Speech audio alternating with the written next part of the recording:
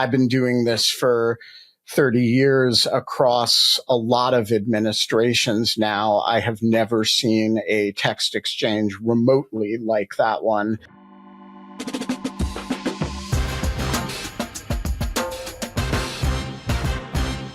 Hello and welcome to the Bulwark Podcast. I'm your host, Tim Miller. We got a Lawfare doubleheader today. Your friend Ben Wittes will be up here in about 15. But first, we had to talk to the woman of the hour, senior editor at Lawfare, Anna Bauer.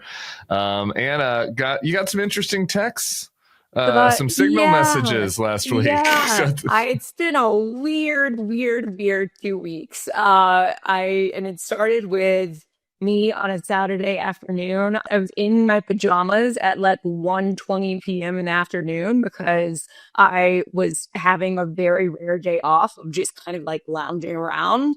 That's a great life. What's that like? Right? Talk to me about that. Well, it never happened for me. And then right in the middle of it all, finally relaxing about to watch the Netflix, I get a message from someone who says that they are Lindsey Halligan, the United States attorney in the Eastern District of Virginia, who is prosecuting the president's perceived political enemies. So that took my Saturday for a very interesting turn. Indeed. When you got that message that came in on Signal, where she says, "Hey, it's Lindsey Halligan." Well, did you think it was a prank call? Did you think it was Ben Wittes pranking you? Like, what did you make of that?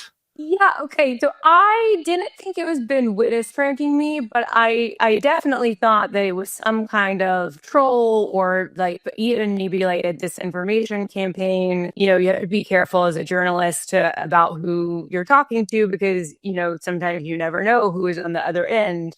I just wasn't sure, but I also had a weird kind of feeling that like it's worth trying to figure out.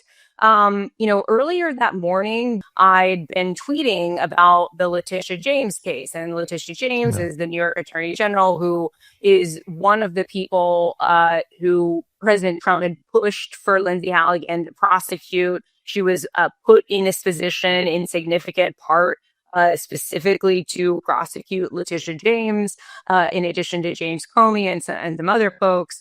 I had been reading this New York Times article about that case. So I fired off a few tweets as I, usually do, that one of them kind of just summarized this New York Times article, which included a part that was about grand jury testimony in the case. To me, the grand jury testimony read as being pretty exculpatory for Letitia James because the case, the indictment alleges that she committed mortgage fraud, false statements, and the way that they're saying that she, fraudulently entered into this mortgage was that she claimed she was going to have a second home when in fact she was going to use it as a rental investment property.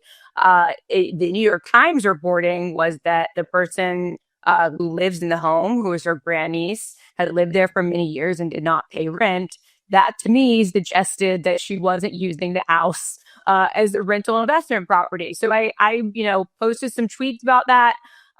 And then when I get the text from this person saying they're Lindsey Halligan, even though I did think it wasn't real, I did wonder maybe this is a response to those tweets.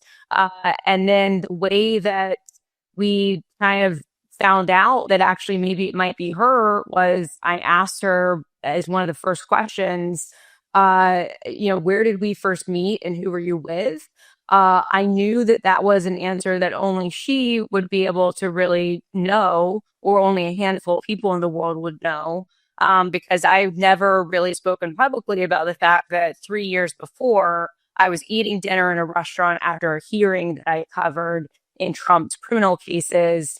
This at the time was right in the aftermath of the search at Mar-a-Lago. I went to cover a hearing before Judge Eileen Cannon in Florida and go to a restaurant, and lo and behold, who's there but Trump's attorneys, Lindsey Halligan and James Trusty. I introduced myself. We speak for 10 minutes. And then all these years later, I was able to ask her, where did we first meet? And she remembered. And so that's the first sign that, oh, this really probably is Lindsey Halligan. That's funny. It was funny to read it, read the whole text exchange, because it was like, we met at the Breakers with Trusty. I was like, is Trusty somebody's code name? I'd forgot about Jim Trusty. I was like, is that like a nickname? It felt a little bit like a Scooby-Doo plot, kind of. Yeah, he's one of the people who was a Trump attorney. He exited the legal team at one point, so he still makes a few media appearances here and there, but he's not one of the former Trump attorneys who's been placed into a senior government role. So anyway, the texts continue once you've confirmed her, and she is objecting to your tweets. I'm curious from you both, like, this is extremely unusual, right, for a prosecutor to start texting somebody about, their statements about an ongoing case. Is it not? And then what were like the merits of her complaints? Yeah. So this is super unusual for a few reasons. The first is that it becomes clear that the reason that she's reaching out to me is, in fact, those tweets that I'd posted about this New York Times article. But keep in mind, it's unusual in itself for a U.S. attorney to reach out to a reporter who they don't have some kind of, ongoing like reporter source rapport relationship.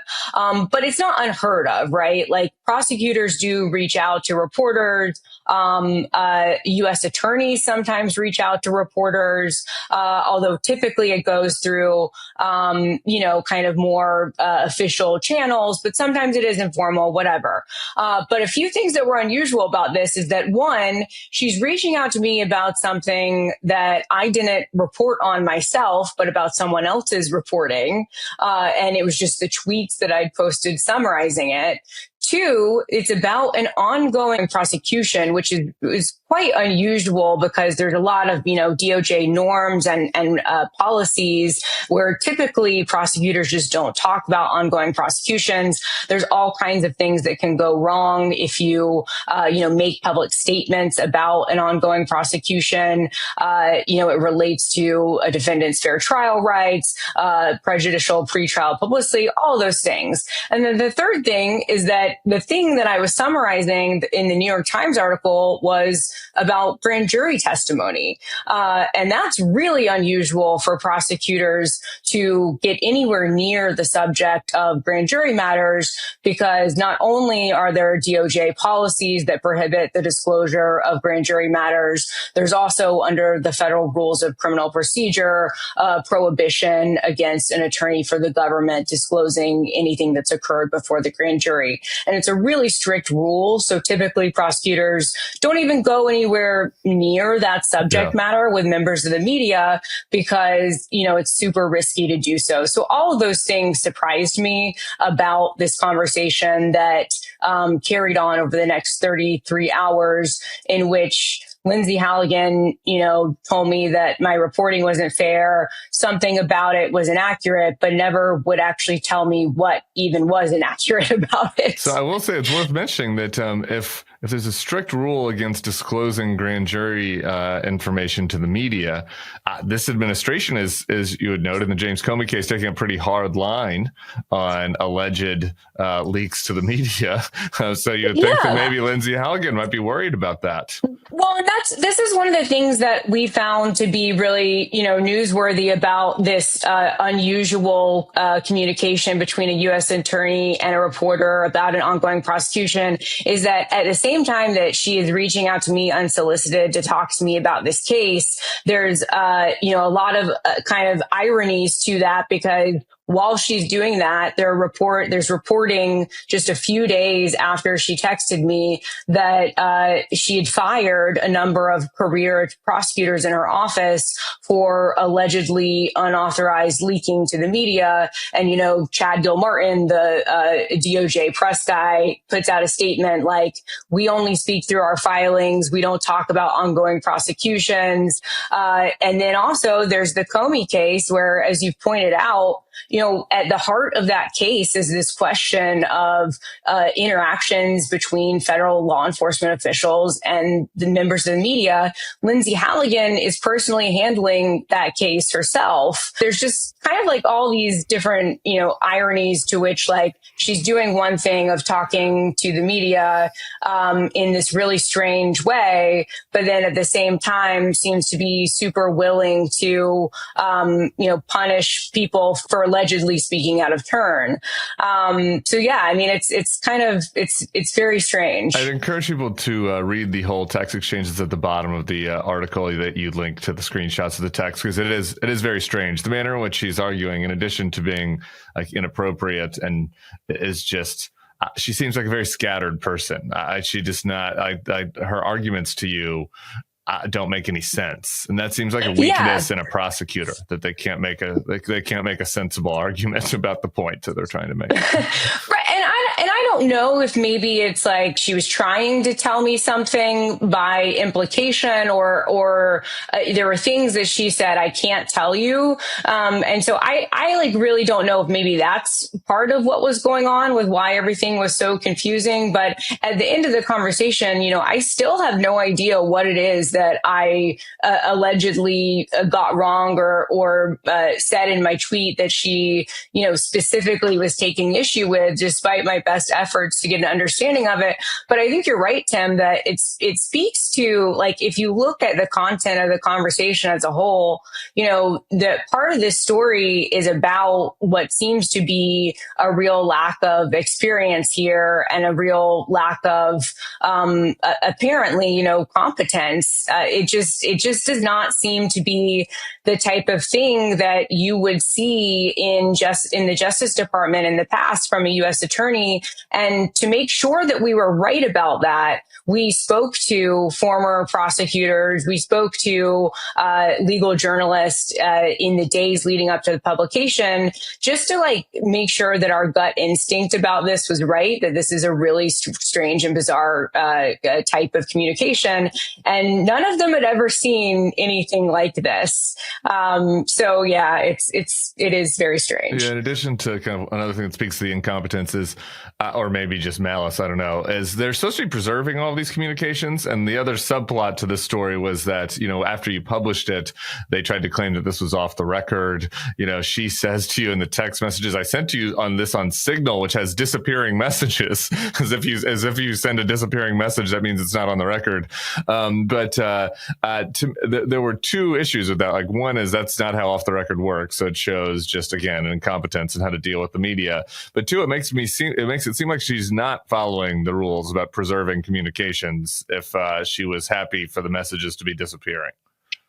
Yeah. So, and this is an issue that this administration has faced in the past, right? With the Signal Gate that the Atlantic reported on, and there's been some questions raised around the administration's use of Signal, because typically, if you're carrying out official business, which arguably, speaking to the media about doing press relations about an ongoing prosecution is official business. Then it raises questions around the Federal Records Act, preservation. It's possible that she was screenshotting or printing out these communications as a way to preserve them, but it seems like that seems like a very small possibility, but it's still possible, I guess. But yeah, so it raises questions about that, and to your point about lack of competence around media engagement. It was quite surprising that at the end of this conversation, after we'd, been communicating on Signal for, a significant amount of time, there'd been a long period of us not speaking to each other.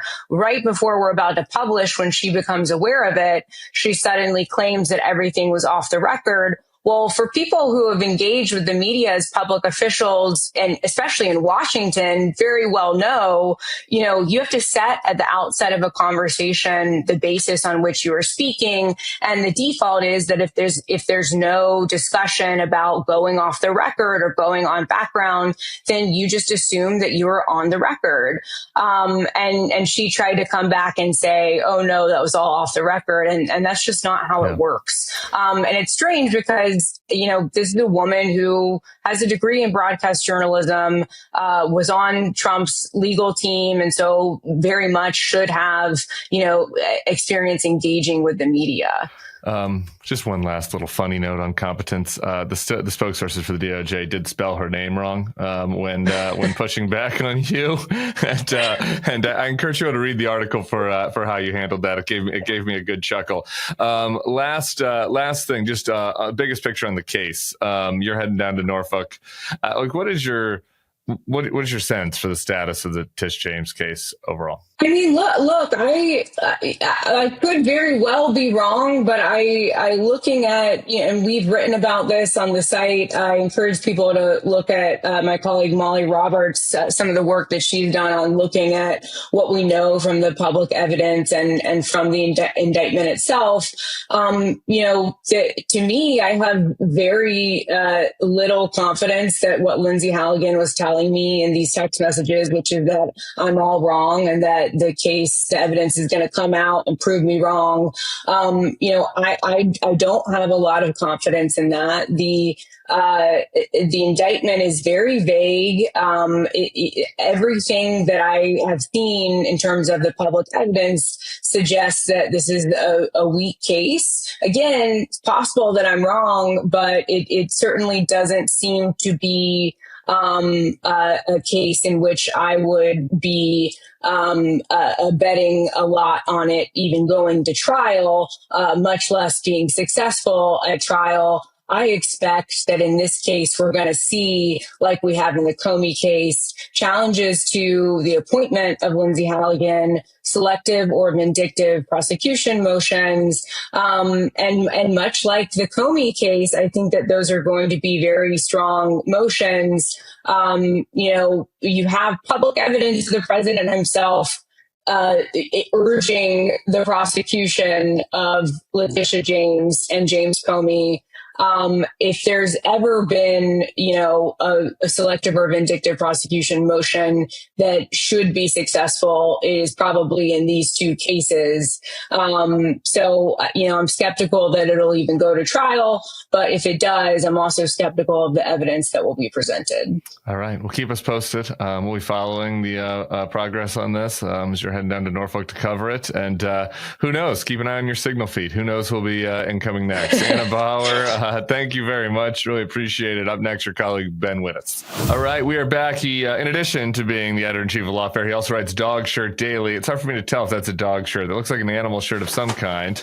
Oh, yeah. Well, Dachshunds. It's dogs. Dachshunds. It's a Dachshund shirt. It's Ben Wittes. Ben, you caught the end of your colleague Anna's reporting there, and she mentioned kind of the parallels between the pushback that Tish James will be offering to her prosecution, as we've already seen in the filings from Comey. And so I kind of wanted to start with you there on what your sense is of the Comey case and any additional thoughts you had on what Anna was reporting. Yeah, so I supervised that reporting and thus had almost as weird a week as Anna did. But I don't have much to add, honestly. I've been doing this for 30 years across a lot of administrations now. I have never seen a text exchange remotely like that one. And as Anna said, to sort of gut check that reaction, she and I spent the weekend, last weekend, that is, sort of talking people through it from various walks of life that have insight into these interactions, prosecutors as well as journalists who cover major investigations. And we could not identify anybody who had seen anything like that. And not to mention, quite apart from the fact and substance of it, the weird Mean Girls tone of it, which I just thought was like, this was somebody who had an impulse control issue and saw some tweets she didn't like and just couldn't help herself from reaching out to essentially a stranger to tell her, I really don't like you. I don't know how to get my hands around that. Yeah. Moving over to the Comey case, what do you make of what he's been filing? Right. So he filed two major motions this week that are actually interacting with each other. So one of them is the vindictive prosecution motion, which got the vast majority of the attention, and rightly so. It is the most powerful such document that has ever been filed in American court, not because Pat Fitzgerald and the Comey legal team are especially good, although they're very talented lawyers, but because the record of Trump's promises to and machinations to get Jim Comey is so long and so extraordinary that merely lining it up in an organized way creates this kind of breathtaking sense of, whoa, like this is a heck of a record. And I actually think the more interesting document is going to be the government's response to this, which is due on November 3rd. And I was reading it with the question like, okay, how do you respond to this? If you're one of these poor schlubs from North Carolina that Lindsey Halligan has dragged up because nobody in her office will actually prosecute this case. So she's brought in two AUSAs from North Carolina, and you've got to write a response to this motion. And you've got to argue that the president's conduct and the circumstances that led to this prosecution are sufficiently normal that we should have a sort of presumption of regularity about the prosecution. And you've got to answer for the fact that you're from North Carolina, not from the Eastern District of Virginia, because nobody in the Eastern District of Virginia will litigate this matter. And that Lindsey Halligan herself had to present it to the grand jury alone because nobody would help her. And that, by the way, she's only in the job at all because her predecessor, who was a Trumpist himself, wouldn't bring the case, and Trump removed him and installed her. And oh, by the way, here's 20 pages of Trump tweeting or saying bile against Jim Comey, including that he should be prosecuted, that he's a sick individual, that he's a leaker, that he's et cetera, et cetera. And so how do you answer that? And so the document I'm really, really interested in is the one that the government is going to have to file in response to this one on November 3rd. So that brings me to the second matter, which is that one of the points that Fitzgerald and Comey's legal team makes in their document is that, by the way, Lindsey Halligan wasn't even legally appointed. She was, the president hates Comey so much that he appointed a prosecutor illegally to bring this case.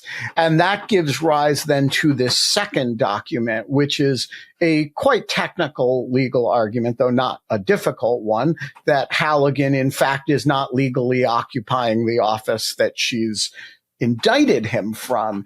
That one is going to be tricky to answer too. And in fact, Alina Habba has lost such arguments, as have a couple of other U.S. attorneys.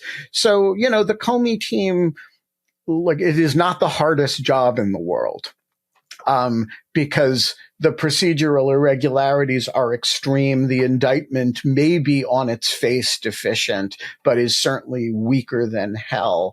And by the way, Jim Comey is not guilty of this, whatever else reason people may have to dislike him. Not asking you to betray private conversations, but I mean, have you talked to Jim? I know you guys are friends. Like, do we just at least what his mental state is on all this? So, for reasons that I don't want to go into, I have made a point of not being in touch with him since the time of the indictment. And part of that is so that I am free to comment on the case without people thinking that I'm speaking for the legal team or that. So I'm just sort of making a point of being an independent actor here. That said, we're friends and I care about him and I'm concerned about it for all the obvious reasons. Yeah. His video response is really, really excellent. Just the way in which he was trying to use this to encourage other people to stand up and fight. I was really impressed by it. The last time we spoke was when the government was raiding John Bolton's house, the early morning raid of his home. Since then, he has also been indicted by a grand jury. The Bolton case feels. At least in the way it's been treated by the press, a little different than the James and Comey cases, which are just like manifestly ridiculous political prosecutions. The Bolton case feels more like a obvious political prosecution that also might have some legitimacy to it. And so I'm just wondering what you make of what we've learned since we last spoke. Well, I have very complicated feelings about this case. So the first is let's make the case for the case and then make the case against it. People are indicted for this sort of activity. If you take the allegations in the indictment as true, this is the kind of activity for which senior officials do, in fact, get prosecuted, whether it's, General Cartwright or David Petraeus or John Deutsch, right? And there are any number of examples of senior officials behaving recklessly and carelessly or in a sloppy fashion with classified material, not because they're spies but because they're just arrogant and they don't act like the rules apply to them. And the government's general posture is to take that pretty seriously. And it does prosecute these cases. It sometimes cuts them special deals, as in the Petraeus case, but it doesn't ignore that stuff. And so some of the stuff that is alleged in the Bolton indictment is, I think, pretty egregious. And the stuff that is particularly troublesome is not merely that he was allegedly, and I want to emphasize the word allegedly, sending detailed notes in sort of diary form to two family members. But then when his email was hacked by an Iranian connected actor of some kind, seems to have not disclosed the magnitude of the breach to the FBI at the time. And so I do think there's reasons to question John Bolton's conduct, and I'm not suggesting at the end of the day that an indictment would not be appropriate. I will say the following. We live in a society with a presumption of innocence for everybody, and the presumption of innocence is intended to protect you against malicious government conduct. And whatever John Bolton might have done, there is definitely malicious government conduct here in response. And let's tick off some of it.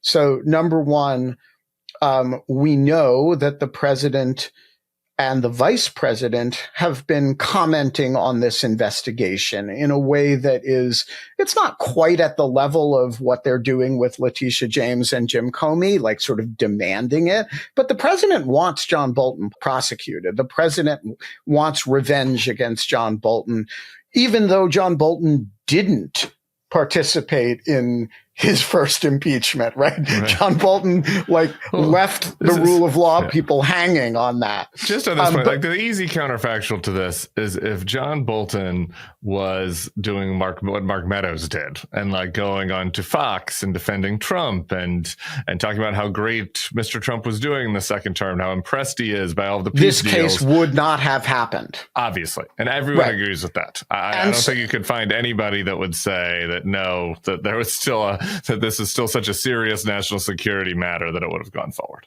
Right. Number two, we know that while this case generated during the Biden administration, the search warrant didn't happen during the Biden administration. There was a caution about handling it.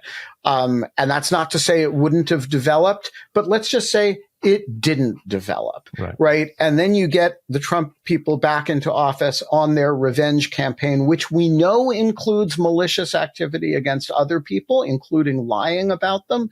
And they get a warm, tingly feeling in their legs about this case. And so that includes upper leg. The upper leg. Yeah.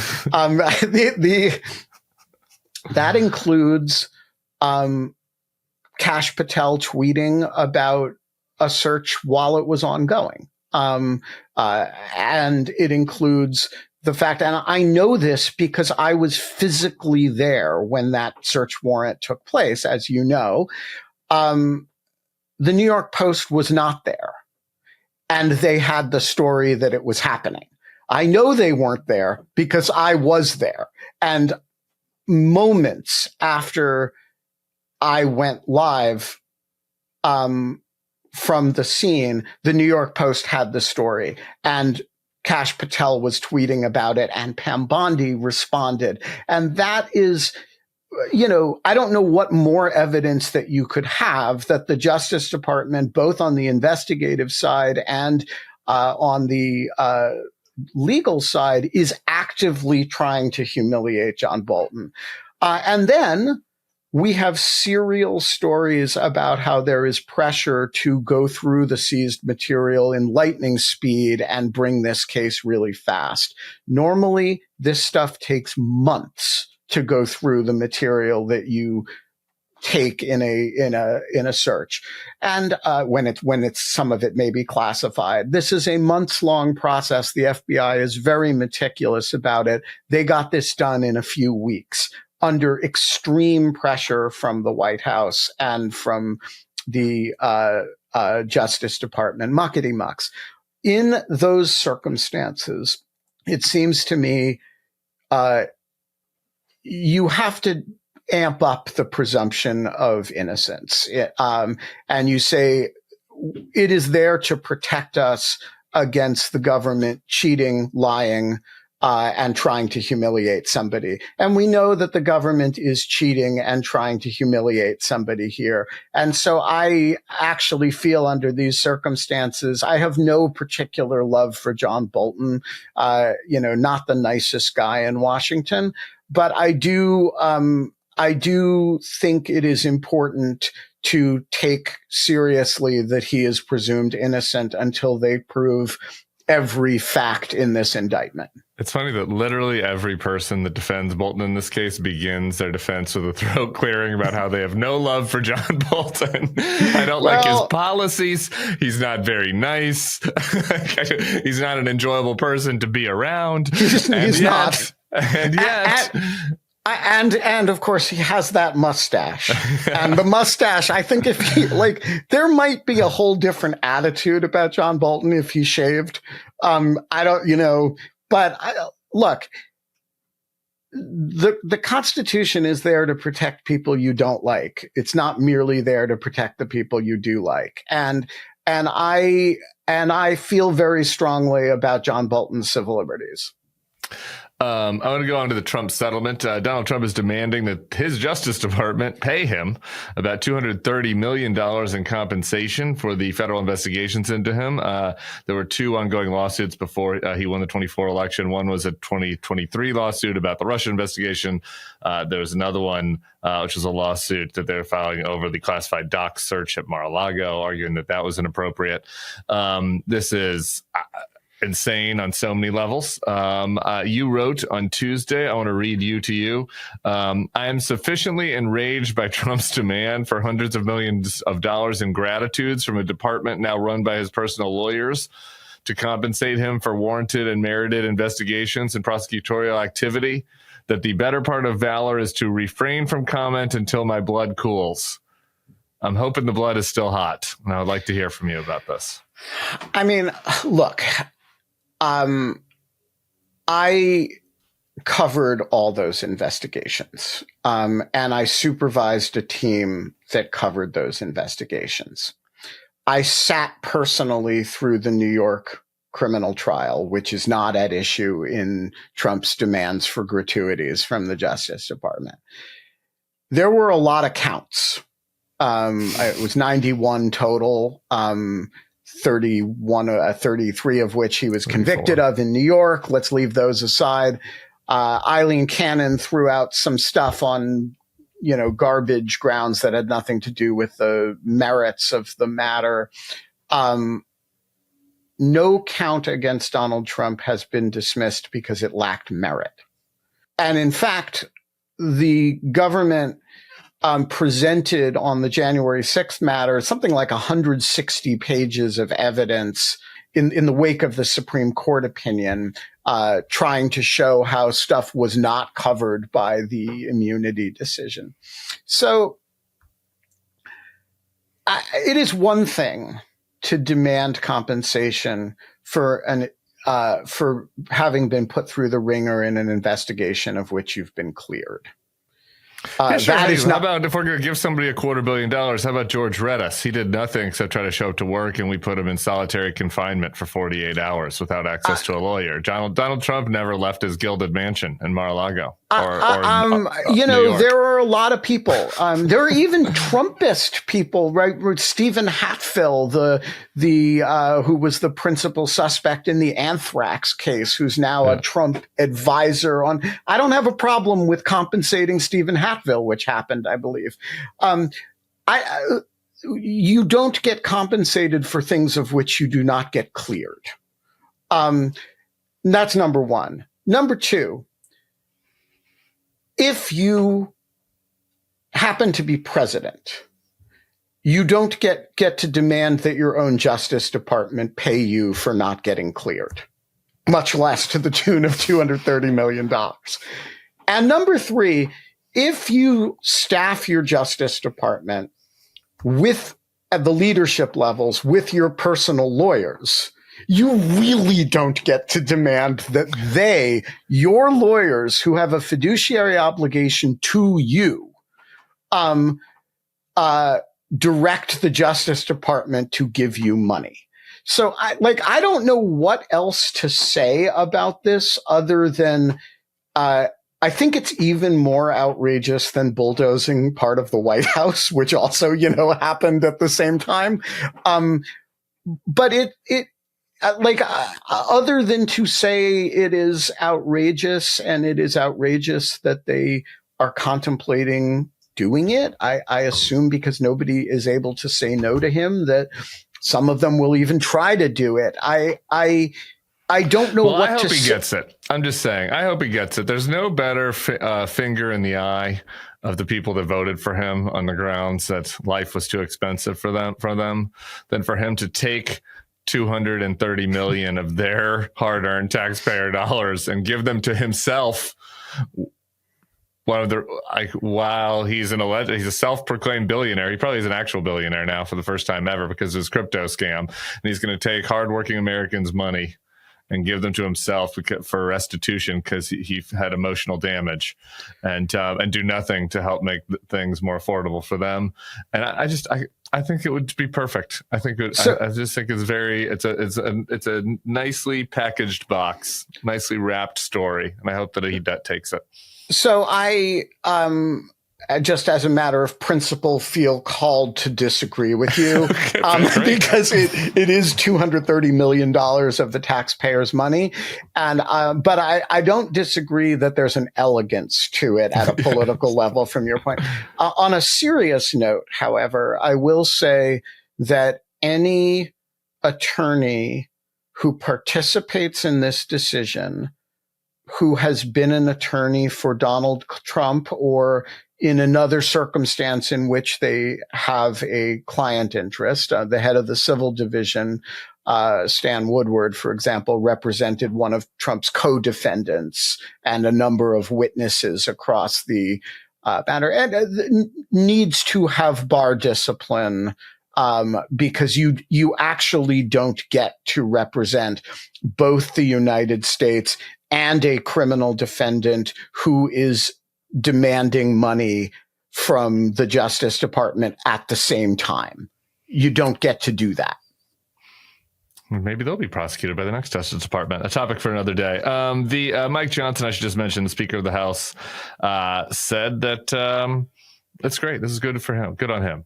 As far as he's concerned, he knows Trump believes he's owed that reimbursement.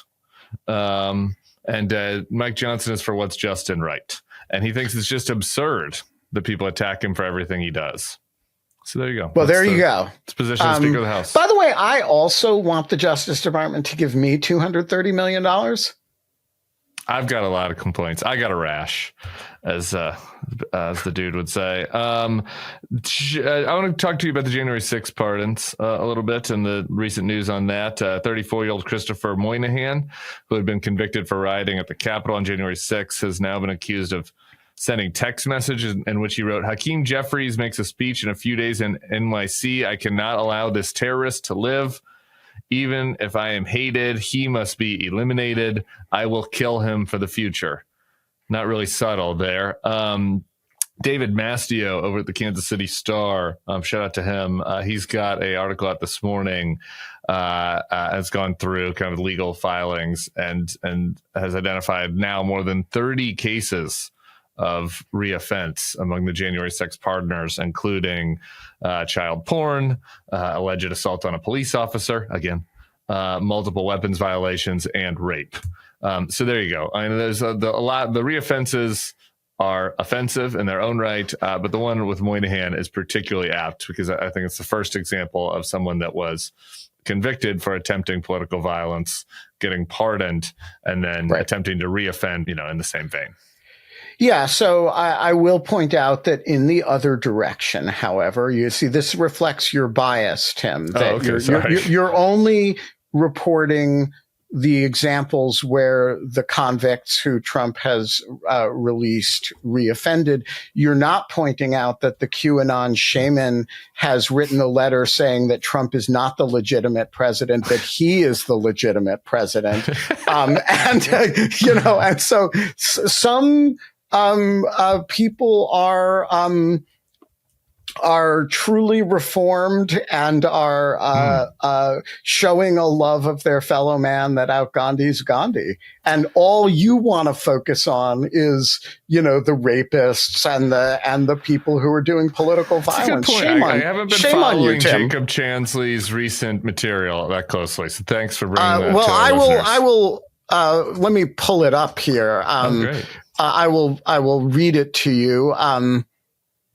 He's filed a $40 trillion lawsuit against against Trump with a plan to revolutionize America.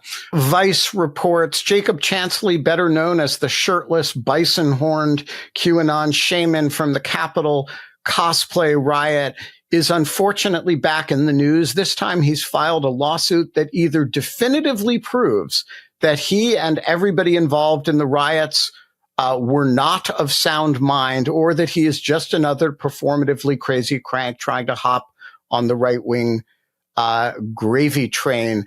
The Phoenix New Times reports that his 26-page single-paragraph legal complaint names everyone from Donald Trump and Elon Musk's S-Corp to the NSA, Israel, and Warner Brothers Studios as conspirators in a vast conspiracy that was set on trampling his constitutional rights. For his extremely vague infraction, he is seeking damages of upwards of $40 trillion. Oh, more than Trump. I wish Chansley good luck in that, in his suit against the government. Uh-oh. The invocation of the QAnon shaman caused Ben Wittes' entire internet to drop. So who knows what spirits are now inhabiting his home. But we can leave it there. We covered a lot of ground. And we do this thing every day. So much appreciation to Ben Wittes and to Anna Bauer for coming on to discuss their reporting and those signal chats from the White House. And let me just say to any White House officials listening to us right now, if you want to send me a signal chat, I'll be around this weekend. I won't be sitting on the couch in my pajamas at 1:00, but I will be around. So you just hit me up anytime. Everybody else, we'll see you back here for another edition of the Bulwark Podcast tomorrow. Peace.